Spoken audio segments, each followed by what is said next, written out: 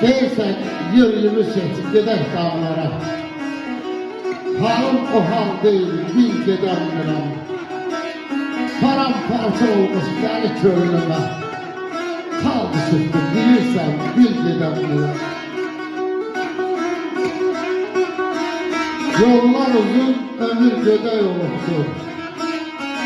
Sevinç uzaq, kədər yaxın olubdur.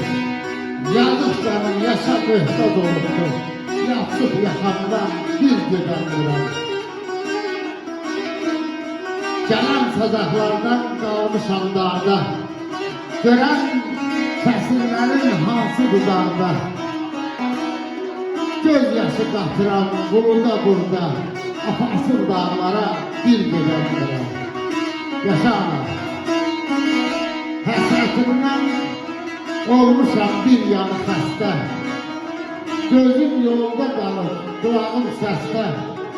Qalmışam bax beləcə bir qərib eldə.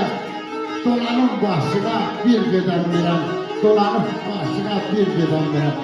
Allah hər birinizi insan eləsin. Bütün dostlara məni təbrik edirəm, təbrik edirəm. Bütün dost qardaşlara dərin təşəkkürümü bildirirəm. Çox sağ olun, var olun. Bir daha bir dostumuz, kardeşimiz, aziz yoldaş, aziz talebe yoldaş, sen tanımış edilmiş. Dostlar adından, isteyen kardeşler adından. Bir tez geldi, hamı güler, bir gelin. Çok sağ olun, var olun. Allah razı olsun. Sağ olun.